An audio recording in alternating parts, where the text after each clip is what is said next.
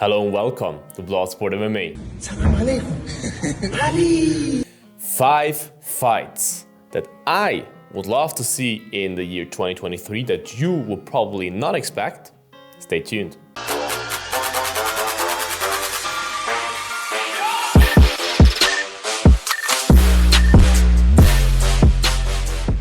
'23 has some amazing possible matchups for us. Some amazing fights that are lining up that should happen, that could happen, that will make the year special and crazy, and the fans would love to see. I try to not mention the obvious ones like John Jones and Ngannou and these fights like Khamzat Chimaev, Colby. These are obvious fights that we want to see and hopefully will happen. I try to mention some fights that you may not thought about or that you may forgot about because someone's injured, whatever. Some under the radar a little bit matchups that would be really fire. And let's start with the first one. The first one is Paddy Pimblett against Terence T-Rex McKinney. Yeah, I agree. Paddy against Topuria is also an amazing fight, but just because of the weight division and everything, I think McKinney is a much more possible matchup that the UFC will make. And McKinney has been calling out Paddy for a long time. Then Paddy said, "Lad, I don't fight anyone." That was a little bit Irish. "I don't fight anyone who does not has more than 100k followers on Instagram, lad." Which is totally nonsense because the last two guys he fought had less. But anyways, he's maybe just afraid.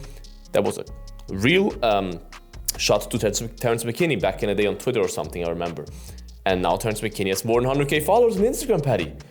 What you gonna say now? So what now? Say something!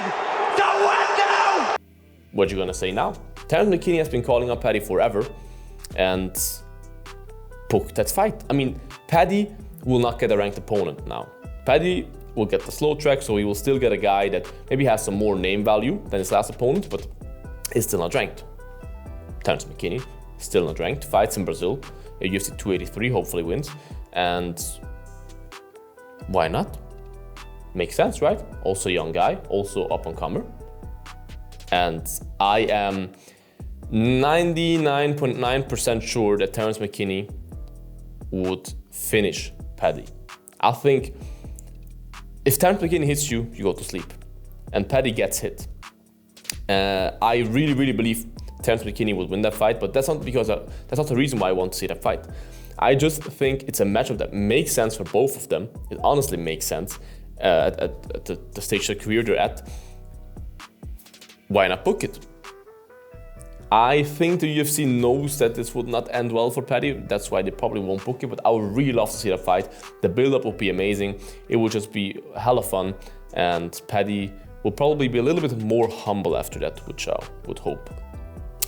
Then we have a little bit a more obvious one that I think people don't talk about enough is Cyril Gane against Tom Aspinall. That's a match made in heaven. One of the best strikers, the best striker in the heavyweight division against the best all-rounder in the heavyweight division. Muhammad, the best defense in the heavyweight. The best move in the heavyweight. I don't think there's anybody more well-rounded and good everywhere than Tom Aspinall, and I don't think there's a guy that is better in pure striking than Cyril Gane. Both in their prime, both kind of the same size and weight. Perfect matchup. I always thought that they will fight for the title once for sure, which could still happen, but that would be an amazing title eliminator fight. Amazing. If Tom Aspinall comes back, let's say in summer or something, 2023, he's still injured, against Cyril Gane, that would be amazing. Both Europeans, so you could book it in UFC Paris, UFC London, England, whatever. Hell of a fight. Hell of a fight. That would be one of the best fights in the heavyweight division ever, probably, in my opinion. Perfect matchup. No-brainer. Then we have another matchup made in heaven. Charles do Bronx Oliveira against Beneil Dariush. Isn't it obvious that that fight makes perfect sense? The former champ just lost his championship belt. The guy that deserves the title shot since forever match them up.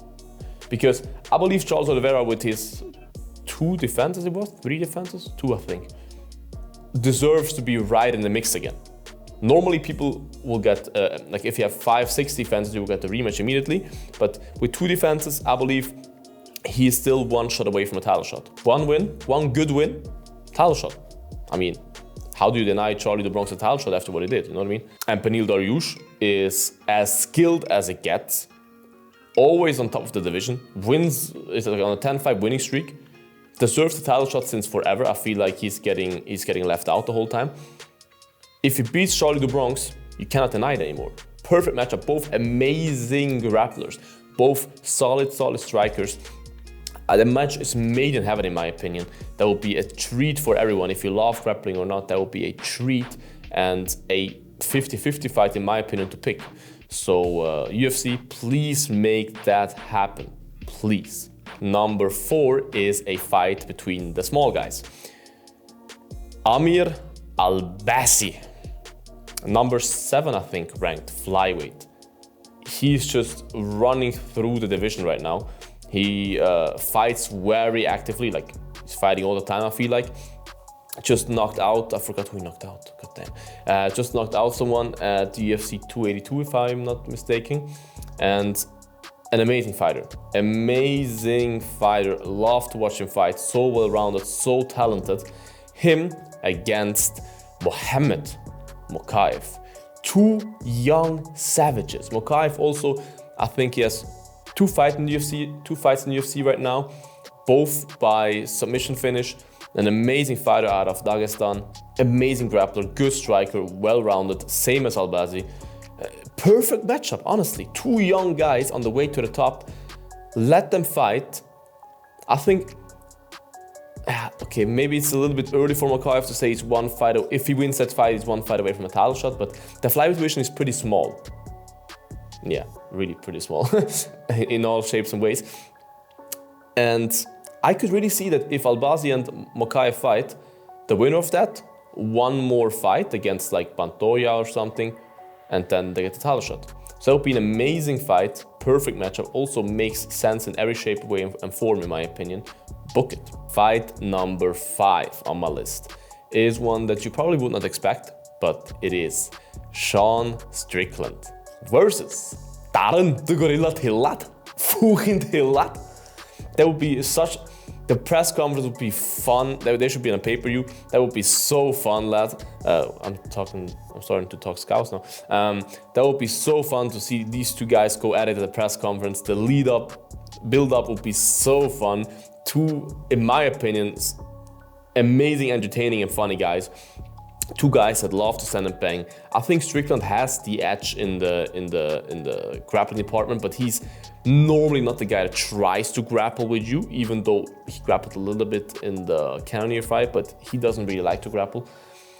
Perfect matchup for Till, because Till wants a striker. Masvidal would also be an option, but he would have to go down to welterweight then. But if he says at middleweight, I think Sean Strickland, perfect matchup. Sean Strickland's on a 2-fight losing streak, but is still up in the rankings. Darren Till is on a very long losing streak, unfortunately, but still is the big name. Very good fight for both of them to kind of make their comeback. Makes sense for Darren Till, makes sense for Strickland. A perfect matchup in my opinion as well. I would really love to see that. And both just fought recently, so you could really make that fight in a perfect time frame. You know what I mean? It's not like one guy fought half a year ago, one guy fought 1 month ago. They both fought like a few weeks ago.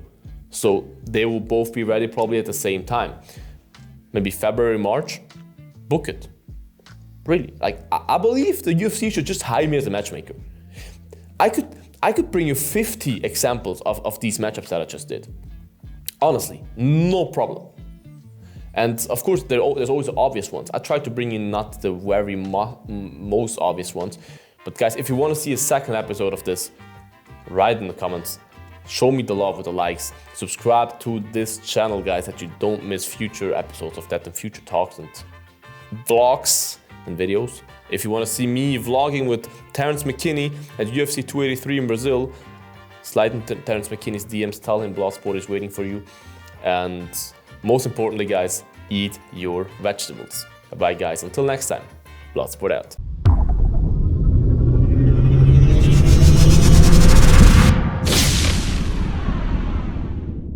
Eat your vegetables.